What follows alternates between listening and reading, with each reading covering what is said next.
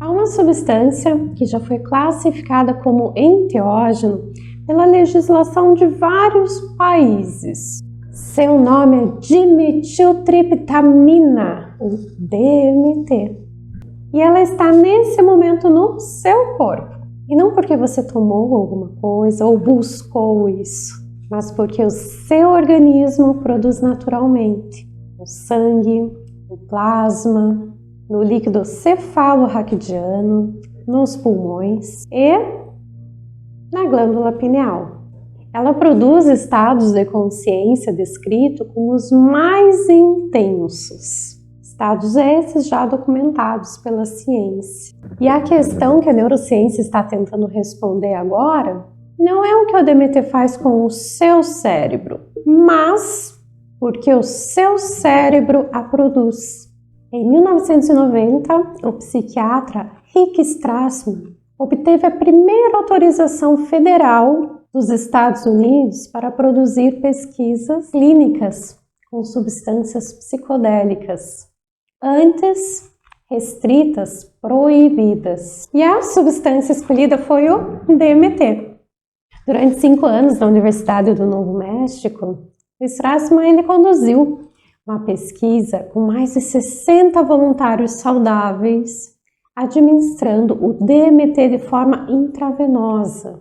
E cada sessão durava entre 15 e 30 minutos. Os participantes eram monitorados com precisão clínica, incluindo pressão arterial, frequência cardíaca, todo o monitoramento necessário com todos os profissionais e a equipe necessária. E com coleta de sangue em intervalos definidos. E o que aconteceu nesse intervalo de tempo pré-definido foi o que Strassman não considerava, não imaginava. Vejam, não eram apenas o que muitos chamam de alucinações visuais. Não era uma distorção perceptiva. Os participantes descreviam com uma consistência incrível cada detalhe, cada acontecimento, cada sensação. Uma consistência que não tem como você colocar o acaso, a coincidência. E era uma estrutura de relatos, de consistência, que se repetia independente do histórico da pessoa, da cultura daquela pessoa, do participante, independente da experiência de vida prévia, das crenças prévias, independente da formação daquela pessoa, a experiência se repetia com uma consistência incrível. Foi percebido a dissolução das fronteiras do que chamamos de eu, percepções e dimensões que coexistem com essa realidade, que podemos chamar de ordinária. E olha que incrível, sensação de acesso a algo mais real, mais nítido, mais verdadeiro do que a própria vida, o próprio cotidiano, o próprio dia a dia e sensações do dia a dia. E Strassman documentou tudo. E ao final ele publicou algo que nenhum pesquisador tinha antes definido, colocado com tamanha clareza. O DMT pode ser o substrato bioquímico de experiências que o ser humano descreveu em todas as culturas como transcendentais. E aí ele chamou o DMT como a molécula do espírito. Inclusive, deu início à sua obra, um livro publicado já e disponível para todos vocês. A presença do DMT no organismo, ele não é uma hipótese, é um dado analítico verificado. Em 1965, um pesquisador, Gross, confirmou pela primeira vez a existência do DMT no corpo humano, que podemos também definir como DMT endógeno, segundo a biologia. Por quê? Porque ele é produzido pelo próprio organismo. Em 1972, Julius, laureado com o Prêmio Nobel de Fisiologia e Medicina, identificou o DMT diretamente no tecido cerebral humano. E desde então, as pesquisas não pararam, E o DMT foi identificado em várias outras regiões do corpo, como eu já mencionei, como pulmões, líquido cefalorraquidiano, no plasma, no sangue. E em 2011, os pesquisadores encontraram o DMT na glândula pineal. Em 2025, um novo estudo identificou o DMT no córtex cerebral, só que dessa vez em animais, com tecnologia de alta precisão. A tecnologia evolui e, claro, a pesquisa também. O DMT é produzido a partir do aminoácido triptofano, o mesmo precursor do que vocês já ouviram, já conhecem, como serotonina. E também o mesmo precursor da melatonina. E essa proximidade molecular não é coincidência. Ela sugere que o DMT faz parte da mesma família bioquímica que regula o humor, o sono, o ritmo circadiano e a qualidade da experiência consciente. E há uma hipótese que emerge desse conjunto de dados. O DMT endógeno pode funcionar como um regulador do canal da normalidade cerebral. Olha que interessante. Níveis adequados manteriam você sintonizado na percepção ordinária da realidade. E alterações desses níveis para mais ou para menos podem corresponder a mudanças qualitativas na experiência consciente. E o que isso significa? O seu sistema nervoso pode ter incorporado na bioquímica um mecanismo natural para estados de consciência, que durante milênios foram descritos como espirituais. E nas últimas décadas, a tecnologia de neuroimagem alcançou a sensibilidade necessária para capturar, para registrar o que o DMT faz no cérebro humano em tempo real. E os estudos mais completos foram conduzidos pelo pesquisador Timmerman, em Londres, no período ali de 2023 e 2024, utilizando o EEG e o fMRI simultâneos. São técnicas de registros de exames. E o que as imagens revelaram foi uma reorganização profunda da atividade cerebral. Os padrões rígidos e habituais de funcionamento, aqueles que sustentam a percepção ordinária e o sentido do eu, reduziram significativamente. Em paralelo, a integração entre diferentes regiões, diferentes áreas do cérebro, aumentou de forma global.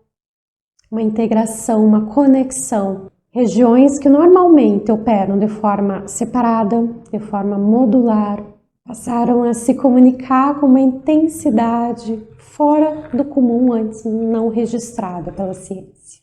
Em termos de ondas cerebrais, os estudos com EEG, que é aquele exame eletroencefalograma, documentaram um aumento significativo de atividades no cérebro nas ondas θ e delta. As mesmas faixas associadas ao sono profundo, à meditação, à introspecção intensa. E há um elemento específico nessa reorganização que merece a atenção. A rede de modo padrão, que é uma área no cérebro que conecta vários circuitos cerebrais.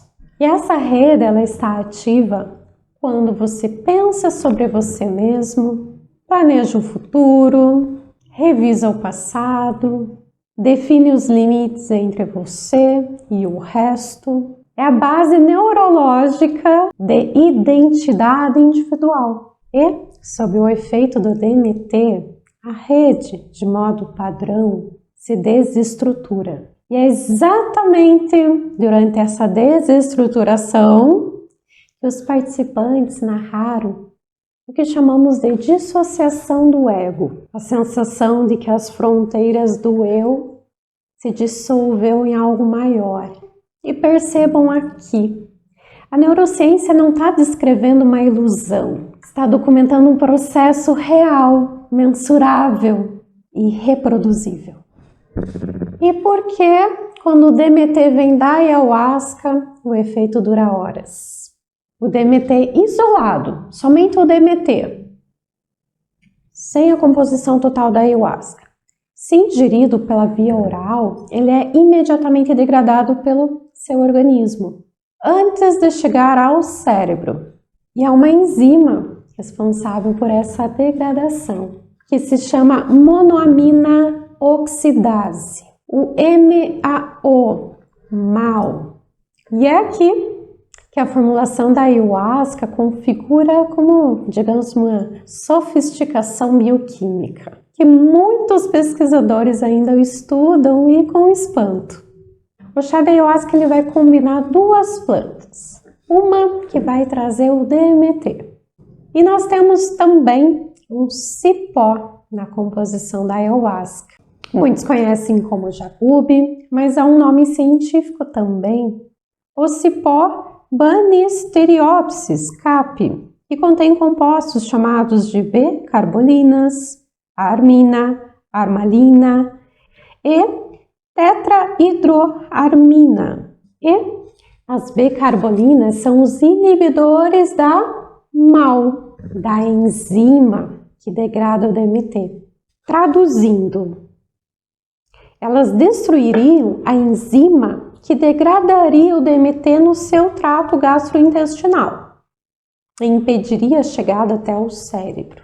E com essa MAO inibida, o DMT ele resiste à digestão e ele chega ao cérebro e permanece ativo num período ali de 3 a 6 horas, ao invés dos 15 minutos da pesquisa que ocorreu através da administração intravenosa.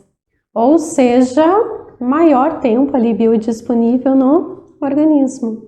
E esse mecanismo não é um acidente botânico, não.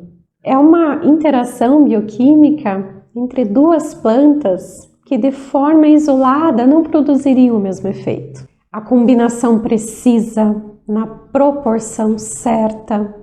E pesquisadores têm investigado algo ainda mais perturbador para a ciência. As vias biosintéticas do DMT e das bicarbolinas compartilham de estruturas moleculares com compostos produzidos pelo próprio organismo humano, especialmente a serotonina e a melatonina.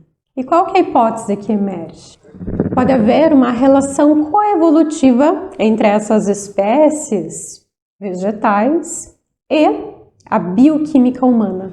Como se duas formas de vida tivessem desenvolvido em paralelo e ao longo de milhões de anos uma linguagem molecular compartilhada. Em 2019, um pesquisador chamado Dimmu Borgman e sua equipe publicaram um estudo que foi muito comentado. Utilizando camundongos, eles monitoraram os níveis de DMT no córtex visual antes e depois de uma parada cardíaca induzida. E o que os dados revelaram?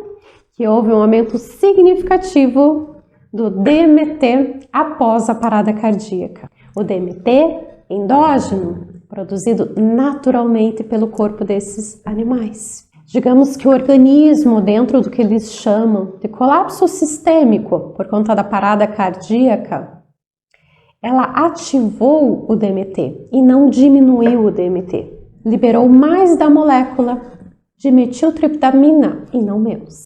E o que isso significa? Significa que esses dados vão dialogar exatamente no outro campo.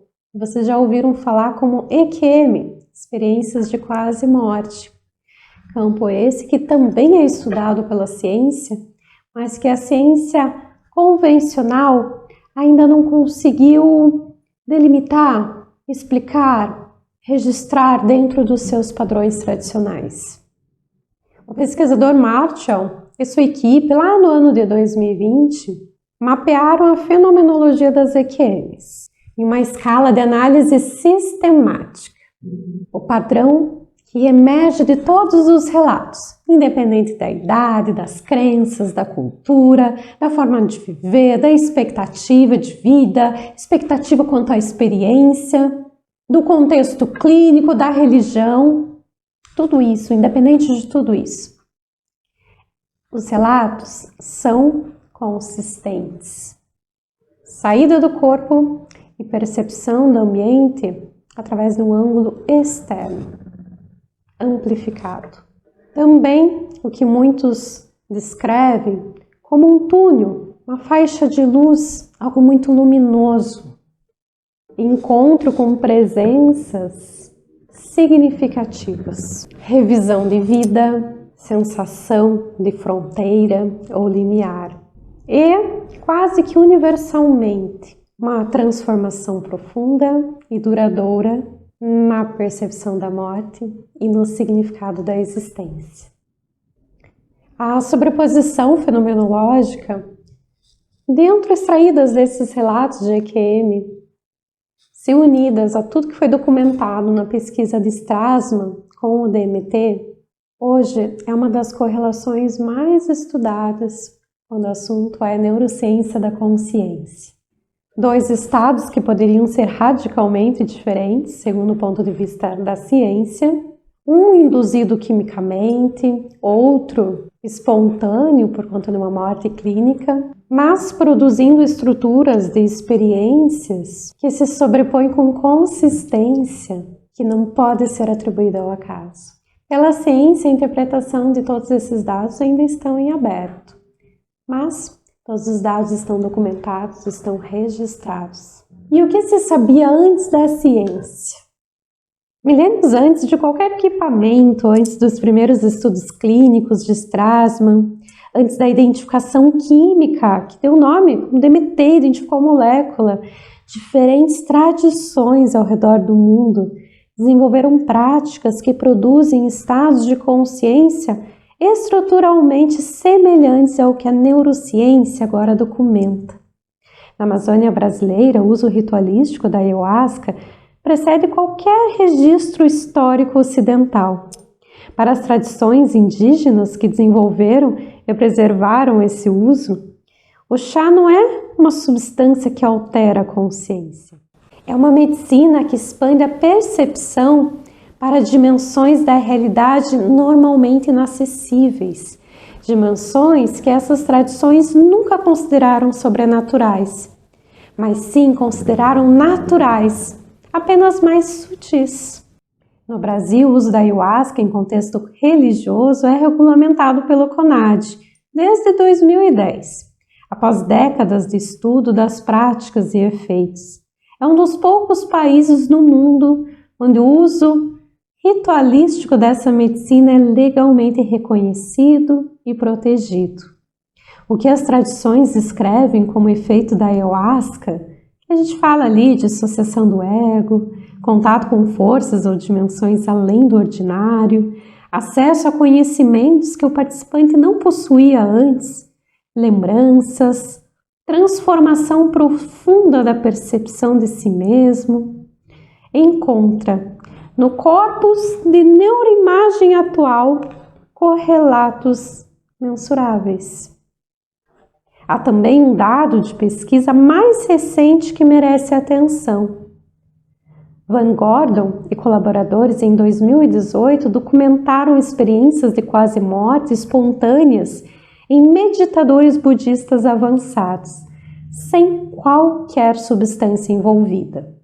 Os relatos fenomenológicos se sobrepunham estruturalmente aos das EQMs clínicas e das experiências com DMT. Percebam aqui 3 caminhos totalmente diferentes, mas o mesmo território de chegada. Vou falar agora no lugar onde a professora e a experiência vivida se encontram na mesma pessoa. Eu sou pós-graduanda em neurociência e comportamento e eu também facilito vivências com a medicina ayahuasca no Instituto Caluê. E esses 2 lugares coexistem em mim sem conflito, sem contradição. E eu posso colocar uma opinião aqui. nas vivências que eu acompanho, eu percebo algo com muita regularidade. Pessoas com históricos completamente diferentes, experiências de vida totalmente diferentes. Muitos, às vezes, chegam até sem uma literatura, sem um estudo prévio sobre a medicina. Muitos têm crenças totalmente diferentes e muitos nem acreditam nos acessos que a medicina proporciona. Se atravessarmos todas as experiências, chegamos num fator comum, em estruturas de relatos que se repetem, e assim relatos de dissolução do ego, afastando essa fronteira do eu com o que há além e percebendo, fazendo as participantes sentirem essa união, essa unidade, a percepção de uma dimensão que não vai contradizer essa realidade ordinária, mas vai fazer parte dessa, vai complementar essa. Percebam como há uma repetição de percepções e de sensações. E claro, cada um narrando com o seu vocabulário, com o seu jeito de falar, que carrega ali toda a experiência de vida e todo o estudo. Porque não é fácil colocar em palavras, traduzir, que eu chamo, muitas sensações e percepções. Mas da mesma forma como todos os estudos que eu já trouxe aqui para vocês hoje, há essa mesma repetição de sensações, de percepções. Se a gente ter o olhar neurocientífico, claro, eu vou entender tudo o que está acontecendo a nível neuroquímico aqui dentro. Nós já temos até a confirmação em neuroimagem. É muito importante ter esse olhar biológico para esse corpo que corresponde a todas essas frequências acessadas. E tendo um olhar biológico, bioquímico, o que acontece internamente? Há sim uma inibição da enzima MAO, né? Um termo mais resumido. Há uma desestruturação da rede modo padrão, como eu falei para vocês. Há uma reorganização global aqui de toda a conectividade cerebral, que inclusive já foram relatados em estudos com precisão. Posso colocar aqui novamente o pesquisador Timmerman. E todo esse mecanismo biológico, ele pode explicar como que a experiência vai acontecer aqui. Mas, claro, não explica o que emerge quando a experiência ocorre. E é por isso que eu adoro trazer essa união, esse conhecimento da nossa biologia e do conhecimento da nossa consciência. Nós temos de um lado o corpo físico e nós temos também a nossa consciência. Porque o conteúdo, a experiência que emerge, a consistência estrutural entre experiências de pessoas que nunca se comunicaram, a qualidade do que é percebido, não vai ter endereço apenas na farmacologia, digamos assim. E eu não estou aqui afirmando o que esse conteúdo é, porque eu tenho plena consciência para entender que os instrumentos, as ferramentas disponíveis pela ciência ainda não alcançam toda essa unidade, essa união da biologia com a consciência. O que eu posso afirmar como professora, como observadora sistemática desses processos, é que o que ocorre nessa experiência é real. Real o suficiente para exigir modelos, ferramentas mais sofisticadas do que a ciência disponibiliza hoje. E o que ocorre depois? Transformações duradouras na percepção, no entendimento, nas percepções, nas perspectivas, no comportamento, na relação que cada pessoa chama de sentido. E esses já são dados clínicos verificáveis, que a psiquiatria contemporânea está começando ali a levar mais a sério de uma forma mais consistente, de uma forma mais crescente. O título do meu artigo de pós-graduação é uma afirmação e uma pergunta ao mesmo tempo. DMT, quando o cérebro produz transcendência. E é exatamente esse o ponto de chegada de toda essa investigação, de toda essa colocação. Seu DMT é uma molécula naturalmente produzida pelo seu organismo. Seu DMT é uma molécula que atua profundamente em receptores que reorganizam a atividade cerebral. Se há evidências de sua liberação em momentos específicos do ciclo de vida, incluindo o momento da morte, se os estados que ela produz se sobrepõem fenomenologicamente com os estados que meditadores alcançam sem estímulo externo do DMT ou qualquer outra substância, então o que chamamos de transcendência pode não ser o oposto da biologia, pode ser até um produto dela, um canal. E isso não reduz a experiência. Entender como o nosso corpo biologicamente corresponde a cada experiência transcendental não diminui a biologia, muito pelo contrário, expande ela, porque aqui é um veículo que utilizamos para viver.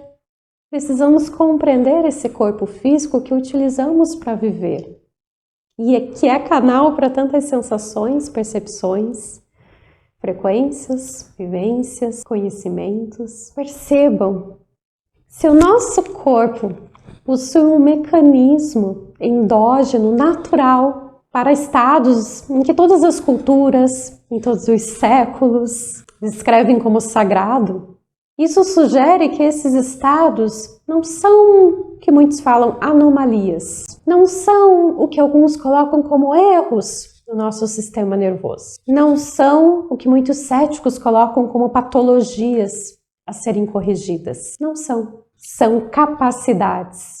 O pesquisador Timmerman, ao se referir ali como os dados, após a sua pesquisa com o DMT, dados sobre a reorganização cerebral, usou uma expressão que ficou até marcada na literatura: ordem dentro do caos. A experiência pode parecer caótica do ponto de vista ali de um observador externo, mas os dados de neuroimagem revelam uma organização totalmente diferente. E não é uma ausência de organização. O cérebro, sob os efeitos do DMT, não está menos funcional. Está funcionando de uma forma que a normalidade, o que falam, costumam dizer, normalidade cotidiana, não costuma acessar.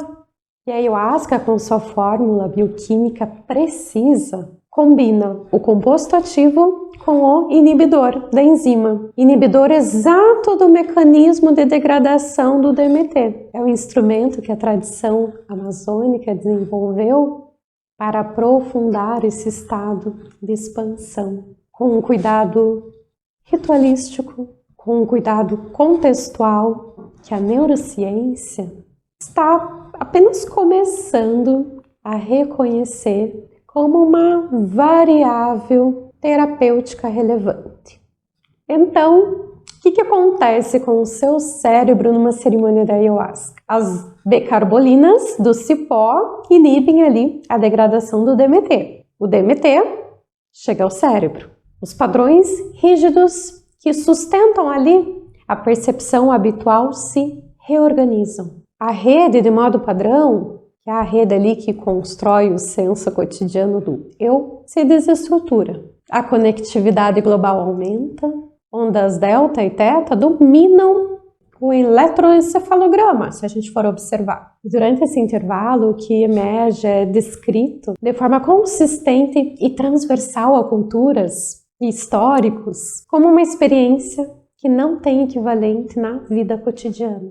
E isso é o que a neurociência pode dizer hoje, com dados mensuráveis e metodologia que pode sim ser replicável. O que a neurociência ainda não pode dizer é o que significa esse conteúdo. A neurociência não pode dizer o que significa essa coincidência, essa consistência nos relatos entre experiências produzidas por caminhos tão diferentes. Como a EQM, nós temos a DMT, nós temos meditação profunda, todos chegando ao mesmo destino, ao mesmo lugar. E esses dados estão na fronteira de conhecimento.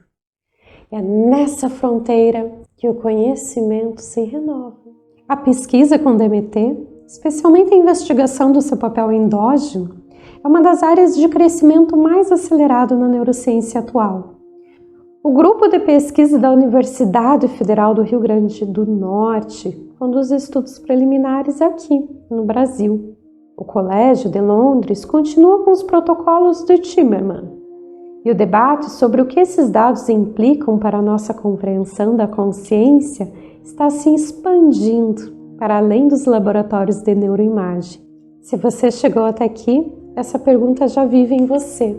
E os próximos vídeos aprofundam muitas camadas da nossa consciência, camadas do nosso comportamento, do funcionamento do nosso cérebro, dos nossos hábitos, das respostas neuroquímicas, biológicas que o nosso corpo produz e sempre com o olhar também da nossa consciência.